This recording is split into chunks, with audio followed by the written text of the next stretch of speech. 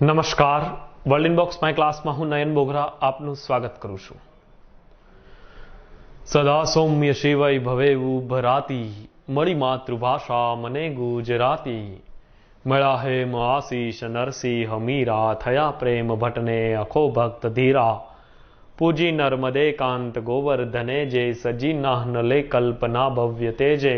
ધ્રુવા સત્ય સાથી અહિંસા સુહાતી, નમો ધન્ય ગાંધી ગિરા ગુજરાતી. મળી માતૃભાષા મને ગુજરાતી. આવી રીતે ગુજરાતી વ્યાકરણના પ્રવાહને વેગવંતો કર્યો છે.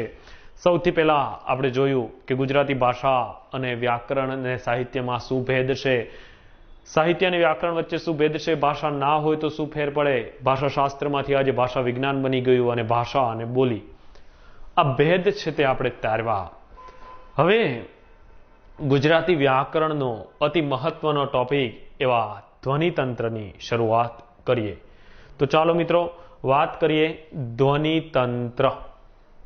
સૌથી પહેલા તો આપણા મનમાં પ્રશ્ન થાય કે આ ધ્વનિતંત્ર એટલે શું?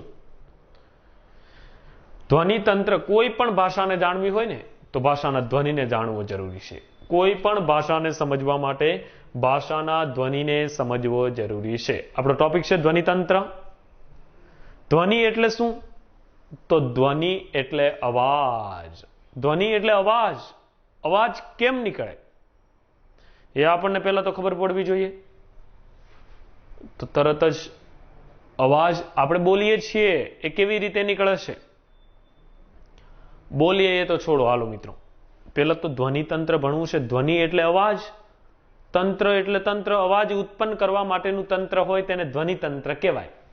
કે અવાજ કેવી રીતે ઉત્પન્ન થાય છે એ બધું તંત્ર સંભાળતું હોય તેને ધ્વનિતંત્ર કહેવાય છે. તો આ ધ્વનિતંત્ર આપણે ભણવાનું છે. અવાજ કેવી રીતે ઉત્પન્ન થાય છે, શું થાય છે કે અવાજ ઉત્પન્ન થાય.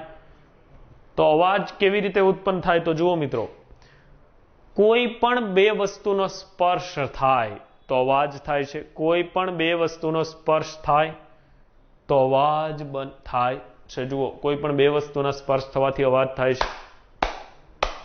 આ બે હાથનો સ્પર્શ થાય છે એટલે અવાજ નીકળે છે. એટલે સજીવ સજીવ કે સજીવ નિર્જીવ, સજીવ નિર્જીવનો સ્પર્શ થાય તો પણ અવાજ નીકળે અને નિર્જીવ નિર્જીવનો સ્પર્શ થાય તો પણ અવાજ નીકળે. જુઓ, કોઈ પણ બે વસ્તુનો સ્પર્શ થાય તો અવાજ નીકળે છે. સજીવ સજીવ, સજીવ નિર્જીવ કે નિર્જીવ નિર્જીવનો સ્પર્શ થાય તો અવાજ નીકળે છે. હવે અવાજ બે વસ્તુના સ્પર્શ થવાથી નીકળતો હોય છે. ચાલો હવે એ અવાજ તો આપણે જોયો, પણ આપણા મુખમાંથી અવાજ કેવી રીતે નીકળે છે? તો મુખમાંથી અવાજ કેવી રીતે નીકળે છે તે સમજવું જોઈએ પહેલા તો. ત્યાર પછી આપણે ગુજરાતી ભાષાના ધ્વનિની વાતો કરી શકીએ. તો આપણા મુખમાંથી અવાજ કેવી રીતે નીકળે તો જુઓ મિત્રો, મુખની અંદર પણ કંઈક એવું થતું હશે તો જ અવાજ નીકળે ને, નહીતર તો અવાજ ના નીકળે. એટલે મુખની અંદર પણ સ્પર્શ થાય તો જ અવાજ નીકળે, નહીતર નીકળે નહીં. એટલે સ્પર્શ થવાથી જ અવાજ નીકળે છે. હવે મુખમાં સ્પર્શ કેવી રીતે થાય? કોનો સ્પર્શ થાય? તો એક અવયવનો અન્ય અવયવ સાથે સ્પર્શ થાય અને અવાજ નીકળે છે. એક અવયવ બીજા અવયવને સ્પર્શે અને ક્યારેક હવાનો સ્પર્શ થાય તો અવાજ નીકળે છે. હવે એક અવયવ અન્ય અવયવને સ્પર્શી અને અવાજ નીકળે છે. જુઓ, ક્યારેક જીભ દાંતને, હોઠને, પેઢાને, તાળવાને કે કંઠને સ્પર્શે છે તો ક્યારેક હવાના સ્પર્શ થવાથી પણ અવાજ નીકળતો હોય છે. એટલે એક અક્ષર છે, એક અવયવ બીજા અવયવને સ્પર્શે અને અવાજ નીકળે છે. હવે આપણે જાણ્યા કે અવાજ કેવી રીતે નીકળે છે એ આપણે જાણી લીધું છે. બે વસ્તુના સ્પર્શ થવાથી અવાજ થાય છે, બહાર અને અંદર બંને જગ્યાએ.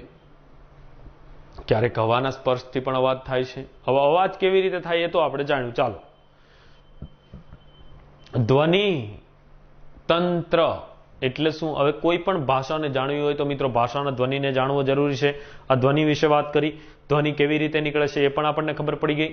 તો મિત્રો ગુજરાતી ભાષાના ધ્વનિઓ બે ભાગમાં વહેંચાયેલા છે. કયા કયા? તો બે ભાગ છે, એક સ્વર અને બીજું વ્યંજન. ગુજરાતી ભાષાના ધ્વનિઓ બે ભાગમાં વહેંચાયેલા છે, એક છે સ્વર અને બીજું છે વ્યંજન. ચાલો ઝડપથી સ્વર અને વ્યંજન કોને કહેવાય એ સમજીએ. આ સ્વર અને વ્યંજન સમજવું એટલે ગુજરાતી ભાષાનું ધ્વનિતંત્ર સમજવું, બીજું કશું ધ્વનિતંત્રમાં હોય નહીં. સ્વર અને વ્યંજન સમજવું એટલે ગુજરાતી ભાષાનું ધ્વનિતંત્ર સમજવું.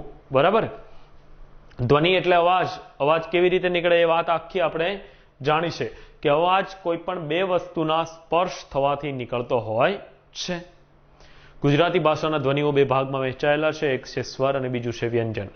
તો પહેલા તો સ્વર કોને કહેવાય અને વ્યંજન કોને કહેવાય, સ્વર કોને કહેવાય અને વ્યંજન કોને કહેવાય. તો તમારા મનમાં તરત જ ખ્યાલ આવી ગયો હોય કે સ્વર એટલે અ આ ઈ ઉ એ સ્વર છે અને વ્યંજન એટલે ક ખ ગ ઘ એ વ્યંજન છે. પણ મિત્રો યાદ રાખજો, સ્વર અને વ્યંજન વચ્ચે ભેદ શું છે? હવે આવા પ્રશ્નનો જવાબ તો કોઈ બીજા ધોરણમાં ભણતા છોકરાને ખબર હોય કે અ ઈ ઉ સ્વર છે અને ક ખ ગ ઘ વ્યંજન છે. પણ આ બંને વચ્ચે ભેદ શું છે? સ્વર અને વ્યંજનના ઉચ્ચારણમાં ભેદ શું થાય છે? તો મિત્રો ઉચ્ચારણ આવડે તો જ ખબર પડે, નહીતર ખબર પડે નહીં. જો ઉચ્ચારણના આધારે જ આપણે નક્કી કરી શકીએ છીએ કે કોને સ્વર કહેવાય ને કોને વ્યંજન કહેવાય, બાકી નક્કી ના કરી શકીએ. સ્વર અને વ્યંજન વચ્ચેનો ભેદ આપણને નહીતર ના ખબર પડે.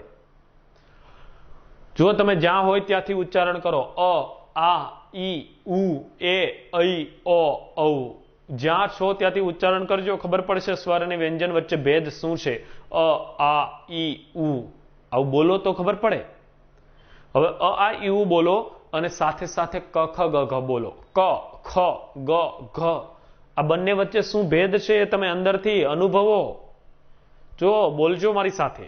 અ ક અ ક અ ઢ અ લ અ અળ અ ર. હવે બંને વચ્ચે ભેદ થશે, તમને ખબર પડશે હવે કે સ્વર અને વ્યંજન વચ્ચે શું ભેદ છે, કે બંનેના ઉચ્ચારણ વખતે શું થાય છે. હવે એક વખત ધ્યાન આપજો કે સ્વર અને વ્યંજન વચ્ચે ભેદ શું છે. તો તમે બોલો સ્વર અને વ્યંજન અને પછી ચેક કરો કે હવા છે તે શેમાં નીકળી જાય છે અને શેમાં રોકાય છે. એટલે હવા ક્યાં રોકાય છે અને ક્યાં રોકાયા વિના બહાર આવી જાય છે. જુઓ અ ક અ ક.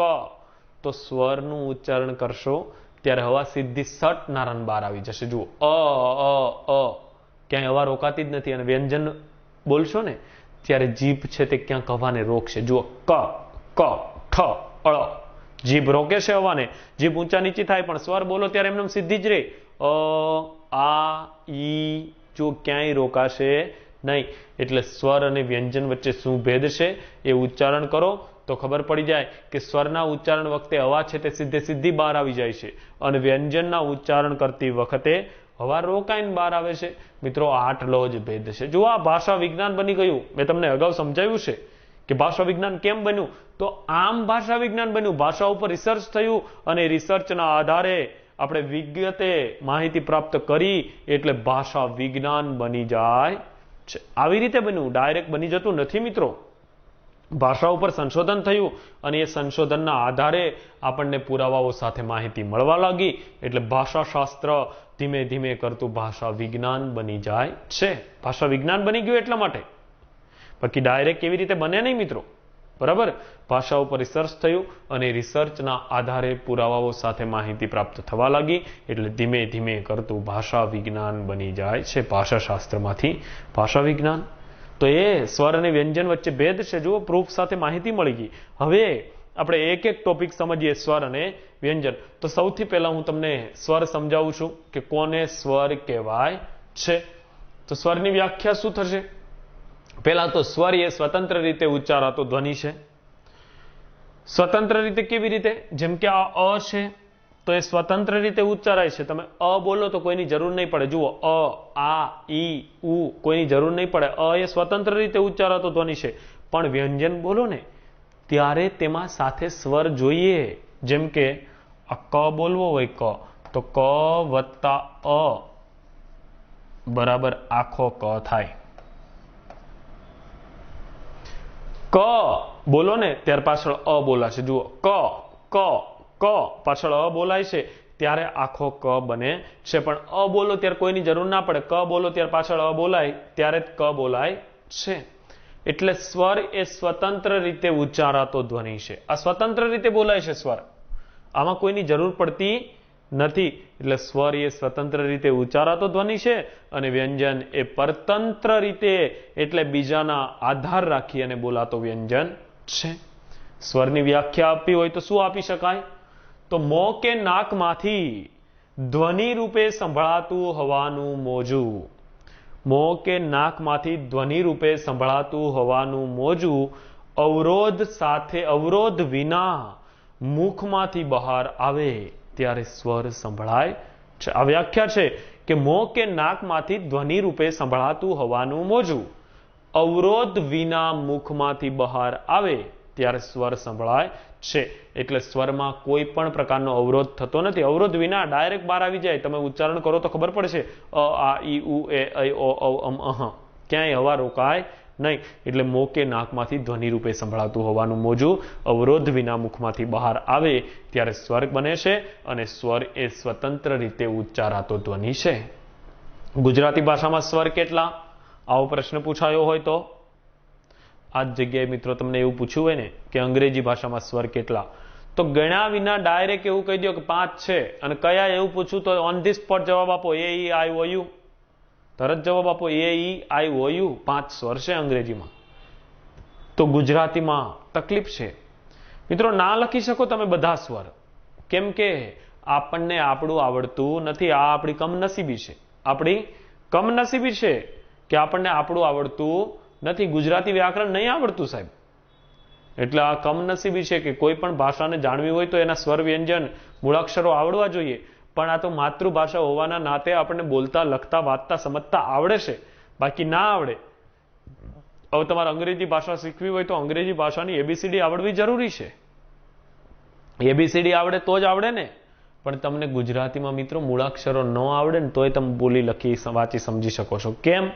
તો કે એ માતૃભાષા છે એટલે આપણને આવડવાની છે, બરાબર. પણ વ્યાકરણ ના આવડે હો, આ બધું જ આવડશે તો જ મિત્રો વ્યાકરણ આવડશે, નહીતર વ્યાકરણ આવડશે નહીં.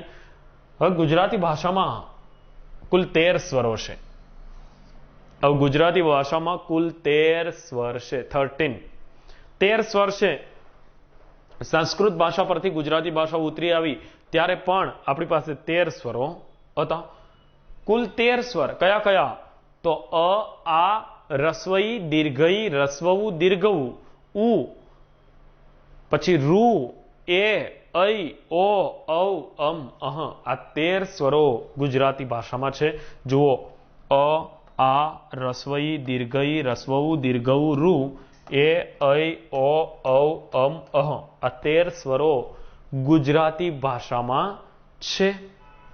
સંસ્કૃતમાંથી ઉતરી આવી ત્યારે પણ આપણી પાસે 13 હતા. અને અત્યારના રિસર્ચ પ્રમાણે ભાષા વિજ્ઞાનીઓ એવું કહે છે કે આ 13 સ્વરની જરૂર નથી. આપણે અત્યારના સંશોધનના આધારે ભાષા વિજ્ઞાનીઓ ના પાડે છે કે આ 13 સ્વરની આપણે જરૂર નથી. આપણે તો માત્ર આમાંથી 6 અને બીજા 2 નવા, ટોટલ 8 હોય ને તો આપણું કામ ચાલે. એટલે ભાષા વિજ્ઞાનીઓએ આ દીર્ઘઈ કાઢી નાખ્યો, દીર્ઘ ઉ કાઢી નાખ્યો, રૂ કાઢી નાખ્યો, પછી ઐ કાઢી નાખ્યો અને આ 3 કાઢી નાખ્યા. કેટલા વધ્યા જુઓ, 1 2 3 4 5 6 વધ્યા અને 2 નવા ઉમેર્યા. જુઓ એ કયા? એ, આવી રીતે એ અને અ. આવા 2 નવા ઉમેર્યા, એ અને અ. થોડુંક બળ કરવું પડે બોલવામાં, એ અ. એટલે અત્યારે ટૂંકમાં આપણને પરીક્ષામાં પૂછાય ગુજરાતી ભાષામાં સ્વર કેટલા છે, તો 13 સ્વર આવે મિત્રો, 13 સ્વર આવે પૂછાય તો, બરાબર છે. પણ અત્યારના સંશોધન પ્રમાણે ભાષા વિજ્ઞાનીઓનું એવું માનવું છે કે ગુજરાતી ભાષામાં 8 સ્વરો માન્ય છે. માન્ય સ્વર પૂછાય તો કેટલા આવે? યાદ રાખજો, 8. કયા કયા? અ આ રસ્વઈ દીર્ઘ, પછી રસ્વઉ, પછી એ ઓ અ. આ 8 સ્વરોની અત્યારે જરૂર છે આપણે. જુઓ, હવે ભાષા વિજ્ઞાનીઓ કહે છે કે ગુજરાતી ભાષામાં માન્ય સ્વરો 8 છે. 8. હવે 13 સ્વરો ટોટલ અને માન્ય સ્વરો 8. 13 ટોટલ કયા કયા હતા? તો આમાંથી કયા કયા ઘટી ગયા? જુઓ, એક તો અહીંયા દીર્ઘ ઈ, પછી દીર્ઘ ઉ, રૂ, આટલું કાઢી નાખ્યું. આ 3 કાઢ્યા. પછી અઈ કાઢ્યો અહીંથી, અઈ એ કાઢ્યો ને પછી અઈ પણ કાઢી નાખ્યો.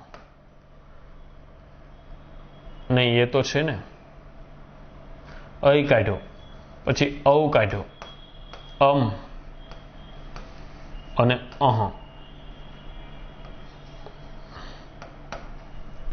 આટલા કાઢી નાખ્યા.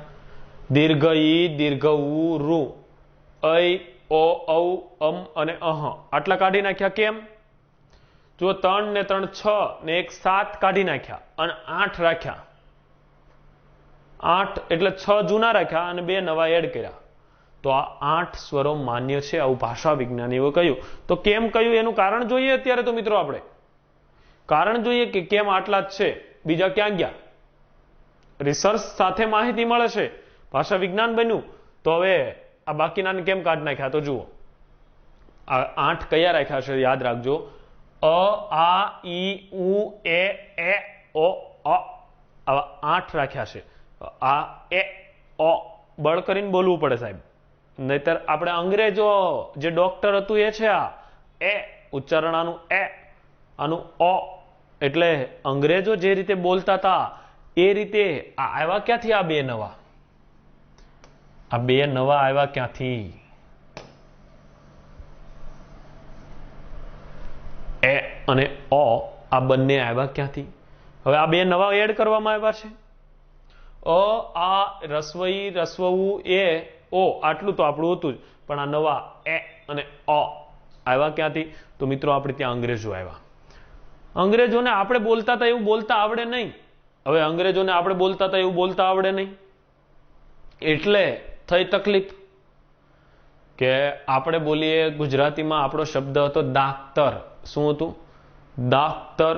હવે અંગ્રેજોને દાક્તર બોલતા આવડે નહીં, એટલે એ લોકો દાક્તર દાક્તર કરતા કરતા ડોક્ટરે પહોંચી ગયા. ડોક્ટરમાંથી આપણે સાદો ડો બોલીએ એવો ડો બોલતા ના આવડે, એટલે અંગ્રેજો આવી ગયા ડોક્ટર. અંગ્રેજો બોલે ડોક્ટર. એટલે અંગ્રેજીમાં તમે ડો લખો ને ત્યારે મિત્રો આવી જ રીતે ડોક્ટરમાં ડો લખાશે. જુઓ, આ અંગ્રેજોના કારણે આવ્યું. બેંક લખેલું જોજો તમે, બેંકે જાઓ ત્યારે આવી જ રીતે વિવૃત કરેલું હશે. બેંક વિવૃત જ લખેલું હોય. આને વિવૃત કહેવાય. વિવૃત. આ ડોક્ટરમાં ડો છે તે વિવૃત છે, અને આપણો સાદો આ છે તે સંવૃત કહેવાય. સાદો હોય તે સંવૃત અને આ ઊંધો હોય તે વિવૃત. ડોક્ટર એન્ડ લખો ને, એન્ડ ગુજરાતીમાં, ત્યારે એ વિવૃત આવે. સોસાયટીમાં 100 વિવૃત આવે, કોલેજમાં લે વિવૃત આવે છે. એટલે અંગ્રેજો આવ્યા. આ અંગ્રેજોના ઉચ્ચારણના કારણે આપણે ત્યાં આવ્યું. આમ તો અંગ્રેજોએ આપણું આ બગાડ્યું કહેવાય. જેમ કે રવિન્દ્રનાથ ઠાકુર, આવું મૂળ નામ. જો રવિન્દ્રનાથ, દેવેન્દ્રનાથ, દ્વારકાનાથ ઠાકુર, આવું મૂળ નામ. હવે રવિન્દ્રનાથ ઠાકુર આવ્યા, જેમને ભારતીય સાહિત્યમાં સૌ પ્રથમ નોબેલ પારિતોષિક સાહિત્યમાં મળેલો છે ગીતાંજલિ કાવ્ય સંગ્રહ માટે. રવિન્દ્રનાથ ઠાકુર મૂળે નામ. હવે અંગ્રેજોને રવિન્દ્રનાથ ઠાકુર બોલતા આવડે નહીં. હવે રવિન્દ્ર બોલતા ના આવડે અંગ્રેજોને. રવિન્દ્ર બોલે ને તો એમનાથી ઉચ્ચારણ થાય રબિન્દ્ર. રવિન્દ્ર તો કે રબિન્દ્ર. RABINDRA, BI બોલાય, VI નો થાય. રવિન્દ્ર ના થાય, રબિન્દ્ર. અંગ્રેજોએ બોલ્યું રબિન્દ્રનાથ. પછી ઠાકુર તો આવડે જ નહીં સાહેબ, એટલે અંગ્રેજો ઠાકુર બોલવા ગયા ને તો થઈ ગયું ટેગોર. ઠાકુર ઠાકુર ટાઈગર, આવું થઈ ગયું. એટલે અંગ્રેજોએ રવિન્દ્રનાથ ઠાકુર હતું તેનું કરી દીધું રબિન્દ્રનાથ ટેગોર. રબિન્દ્રનાથ ટેગોર. સાહેબ આ ટેગોર સાથે રવિન્દ્રનાથને કાંઈ લેવા દેવા જ નહોતું, તો એ અંગ્રેજોએ કરી દીધું રબિન્દ્રનાથ ટેગોર. પાછા આપણે આવ્યા, આપણને એવું થયું કે અંગ્રેજોએ આ ટેગોર કીધું છે એટલે ટાગોર જેવું છે ને આપણે કરી દીધું ટાગોર. એટલે આ રવિન્દ્રનાથને ટેગોર ને ટાગોર સાથે કાંઈ નાવા નીચોવાનો સંબંધ નહીં. આ તો અંગ્રેજોએ આવીને ઉચ્ચારણમાં કરી દીધું. બાકી રવિન્દ્રનાથ, દેવેન્દ્રનાથ, દ્વારકાનાથ ઠાકુર હતા અને આપણે કરી દીધું રવિન્દ્રનાથ ટાગોર. એટલે અંગ્રેજોના ઉચ્ચારણના કારણે આપણે ત્યાં વિવૃત એ અને અ આવે છે. આ માન્ય સ્વરો 8 તો કાઢી કયા નાખ્યા? દીર્ઘઈ કેમ કાઢ્યો? પહેલા તો અહીંયા દીર્ઘઈ કેમ કાઢ્યો? તો ભાષા વિજ્ઞાનીઓએ કહ્યું કે ધ્વનિતંત્ર આખું ઉચ્ચારણના આધારે રહેલું છે. તો આ રસ્વઈ અને દીર્ઘઈના ઉચ્ચારણમાં કોઈ પણ પ્રકારનો ભેદ નથી. કોઈ પણ પ્રકારનો રસ્વઈમાં દીર્ઘઈમાં ભેદ નથી, એટલે આપણે આની કોઈ જરૂર છે નહીં. સેમ એ રીતે દીર્ઘ ઉ કાઢી નાખ્યું, અહીંયાથી દીર્ઘ ઉ કાઢી નાખ્યું. કે દીર્ઘ ઉ, તો કે રસ્વ ઉના દીર્ઘ ઉના ઉચ્ચારણમાં પણ કોઈ ભેદ કરતા નથી, કે નાનો ઉ હોય ત્યારે ઉ અને મોટો ઉ હોય ત્યારે ઉ, આવું કશું કરતા નથી. એટલે મોટા ઉની પણ કોઈ જરૂર નથી, એટલે મોટો ઉ કાઢી નાખ્યો. ત્યાર પછી આ રૂ કાઢ્યો. હવે રૂ કેમ કાઢ્યો? તો ભાષા વિજ્ઞાનીઓએ પોતાનો મત રજૂ કર્યો કે સ્વરના ઉચ્ચારણ કરતી વખતે અવાજ છે તે અવરોધાય વિના નીકળે છે, ક્યાંય અવરોધ પામતી નથી. પણ રૂ બોલો ત્યારે હવા રોકાશે, એટલે એ સ્વર નથી, એટલે માન્ય સ્વરમાં રૂ ને લીધો નહીં. જુઓ, રૂ બોલો ત્યારે હવા રોકાય છે, એટલે રૂ ને કાઢી નાખ્યો કે રૂની કોઈ જરૂર છે નહીં. એટલે દીર્ઘ ઈ, દીર્ઘ ઉ અને રૂ. પછી અહીંયાથી અય કાઢી નાખ્યો. અય, જો અય કાઢી નાખ્યો. હવે અય કેમ કાઢ્યો? તો ભાષા વિજ્ઞાનીઓએ મત આપ્યો કે ઉચ્ચારણના આધારે ધ્વનિતંત્ર ચાલતું હોય તો તમે આ અ અને આ ઈ બંને ભેગા કરીને બોલો તો શું બોલાય છે? અ ઈ બોલાય કે નહીં? એટલે કે આ અયની પણ કાંઈ જરૂર નથી, કે આ અ અને ઈ બંને ભેગા કરીને બોલો તો અય બોલાઈ જાય છે. એટલે અયની પણ સ્વતંત્ર રીતે કોઈ જરૂર નથી, એટલે અય કાઢી નાખ્યો. ત્યાર પછી કાઢ્યો ઔ. આ ઔ કાઢી નાખ્યો અહીંથી. કે ઔ કેમ કાઢ્યો? તો હવે એ તો તમને ખબર પડી જ ગઈ હોય કે અય મેં તમને સમજાવ્યું કે અય કેમ કાઢ્યો. તો ઔ માં ખબર પડી જાય કે ના પડી જાય? કે આ અ અને આ ઉ બંને ભેગા કર્યા તો થઈ ગયું ઔ. તો કે ઔની પણ સ્વતંત્ર રીતે કોઈ જરૂર નથી, એટલે ઔ પણ કાઢી નાખવામાં આવ્યો. પછી અહીંયાથી કાઢ્યો અમ અને અહીંયાથી કાઢ્યો અહ. તો ભાષા વિજ્ઞાનીઓ કહ્યું કે અમનું ઉચ્ચારણ કરો ત્યારે પાછળ મ બોલાય છે અને અહનું ઉચ્ચારણ કરો ત્યારે પાછળ હ બોલાય છે, એટલે એ બેની પણ જરૂર નથી. આવી રીતે ગુજરાતી ભાષામાં માન્ય સ્વરો 8 અને સંસ્કૃતમાંથી ઉતરી આવી ત્યારે આપણી પાસે 13 સ્વરો હતા. સંસ્કૃતમાંથી ઉતરી આવી ત્યારે આપણી પાસે 13 હતા, પણ માન્ય સ્વરો પૂછાય તો છે 8. બરાબર છે? હવે જુઓ, જીભનો આગળનો ભાગ ઊંચો થાય, ઈ બોલો ને, ઈ ઉચ્ચારણ કરો, ઈ, ત્યારે જીભની આગળનો ભાગ ઊંચો થાય ઈ. ઉ બોલો ઉ, ત્યારે જીભની પાછળનો ભાગ ઊંચો થશે. જુઓ, ઉચ્ચારણ વ્યવસ્થા છે કે ઉ બોલો ત્યારે જીભની પાછળનો ભાગ ઊંચો થાય છે ઉ.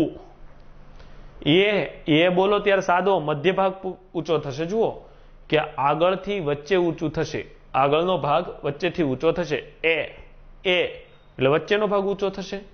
અ બોલો ત્યારે કાંઈ ના થાય, એમનું સીધે સીધું રહે. જીભ સીધી જ રહેશે.